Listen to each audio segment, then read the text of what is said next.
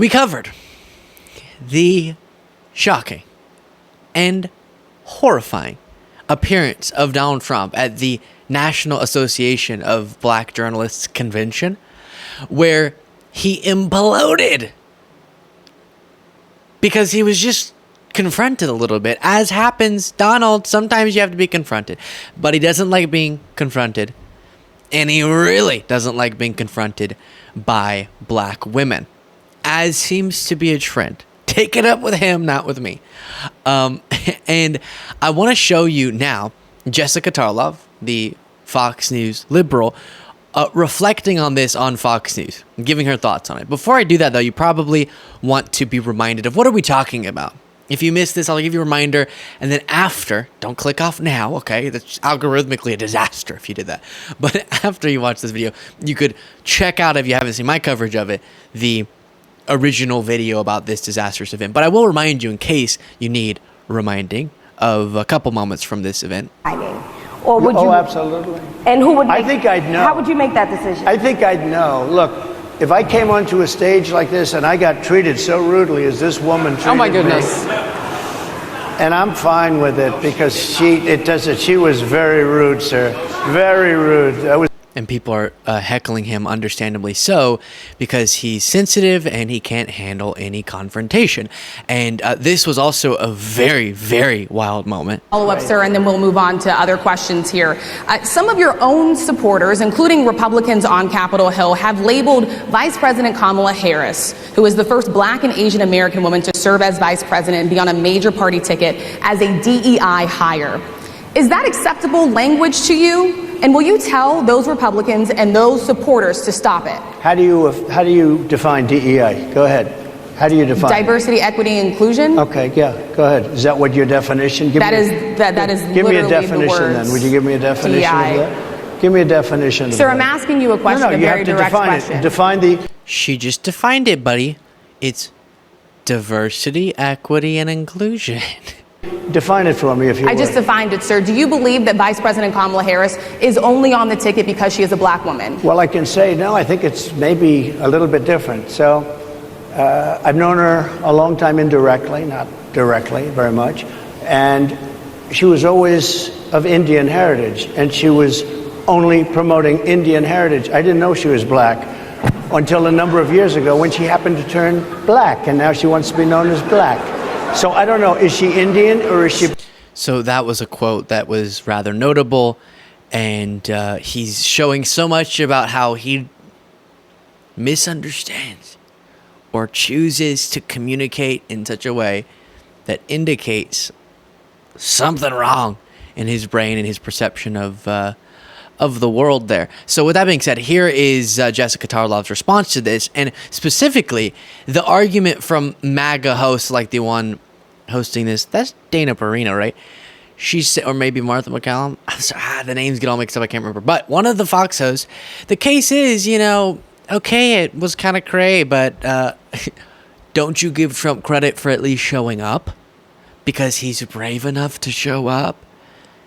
When you show up and bomb and teach us a lot about the devastating character that you have, you don't get brownie points for just showing up. That doesn't make any sense. And an example is Biden, for very different reasons to be clear, but Biden's debate didn't go well for Biden. We understand that. Fox News, you didn't give him credit for showing up. It's so weird. And it's also strange that we should give Trump an applause for showing up at an association of black journalists event. Oh, wow, he's so brave. What's brave about that? Donald, what's so courageous about showing up to such an event? Your reaction to what we saw? My reaction is that it was a complete, absolute dumpster fire for the former president. I don't feel the need to give him any credit for showing up there because he came with a terrible attitude. He hit all of his regular hits, lying about his record for black Americans. The comparison saying he's done the most for the black community since Abraham Lincoln is obviously ridiculous. Unemployment is lower for black Americans under Joe Biden than Donald Trump. Everybody knows that. Even Donald Trump knows that. People have told him. He just won't stop. I thought that he was rude and offensive to the questioners. I don't think, in response to what Joe was saying, that asking him, for instance, about calling Kamala Harris a DEI hire is going into debate mode. This is who his opponent is, and then his response that she used to be Indian and is now somehow black was offensive no matter the color of your skin. All right, look, she has an Indian mother and a Jamaican father. Right, I don't she's know why we black. have to. But She has an Indian mother and a black father. So those are two different backgrounds. You know, this is. I just want to back up for a second here. Okay, let's back up for a second. Whoa. Okay, I got myself into not a cul-de-sac. Is it a cul-de-sac? To a dead-end road? And I need to back up because this is not where I want to be. Yeah, Martha McCallum / Dana Perino, I agree that you do not want to drive down that bizarre road. What does that even mean? Jeez. Her dad's black and her mom's Indian, so Trump's sort of right that she quote-unquote turned black? What does that mean? That was so interesting. Oh, gosh. Someone said this was the end of Trump's campaign. I don't think that's the case, given that he's done stuff like this. But for any other politician, this would be the end of their campaign. I have other great responses to show you, but I was shocked. I didn't get to the end of the clip, to be honest, before I played it for you all. I didn't realize I'm pretty sure that's Martha McCallum. One sec. Everyone just hold your horses. Martha McCallum. Let me see here if we can get a photograph so that I can be accurate in my... Yeah, that's definitely Martha McCallum. So she... now I lost my point, so we'll just move on from there. Oh, I didn't see her short-circuiting until then. That was very interesting. But with that being said, let's go through some other responses. First, from the Kamala Harris campaign. That makes sense. The hostility Donald Trump showed on stage today is the same hostility he's shown throughout his life, throughout his term in office, and throughout his campaign for president, as he seeks to regain power and inflict his harmful Project 2025 agenda on the American people. Trump lobbed personal attacks and insults at black journalists the same way he did throughout his presidency. While he failed black families and left the entire country digging out of the ditch he left us, Donald Trump has already proven he cannot unite America, so he attempts to divide us. If you haven't watched it, by the way, the coverage already, it's hard to express how constantly. You should also, if you're really interested, watch the full, I think it's 27-minute conversation, because he's so obsessively insulting one of the journalists because he just can't handle being confronted by her. And as was pointed out here, it's not that confrontational to say, hey, you said this, and this. Would you say that that's good? Do you stand by that? Nothing's super difficult about that unless you're Trump and you can't stand by the words that you've espoused. Donald Trump has already proven he cannot unite America, so he attempts to divide us. Today's tirade is simply a taste of the chaos and division that has been a hallmark of Trump's MAGA rallies this entire campaign. That's true. It's also exactly what the American people will see from across the debate stage as Vice President Harris offers a vision of opportunity and freedom for all Americans. All Donald Trump needs to do is stop playing games and actually show up to the debate on September 10th. There it is. That's a great response. Continue pushing him to show up because it has to be said. All right. I know I think someone got mad at me in my original video because I added this caveat and they said, just say it straight up.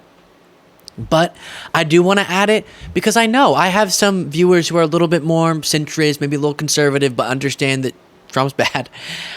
And some people can get turned off when they think that people are just saying all criticism or any bad interaction, etc., with whether it be a woman or a black person, or in this case, black women. Oh, that's just sexism or racism. People say that, oh, that's the way they're going to get Kamala out of any criticisms by saying, oh, that's just racism. We're not doing that, okay? At least in our little community, that's not what we're going to do. If you want to make a policy criticism of Harris's campaign, go, we can have that debate, okay? But the stuff we've been hearing, like what we heard from Trump, she turned to black, what?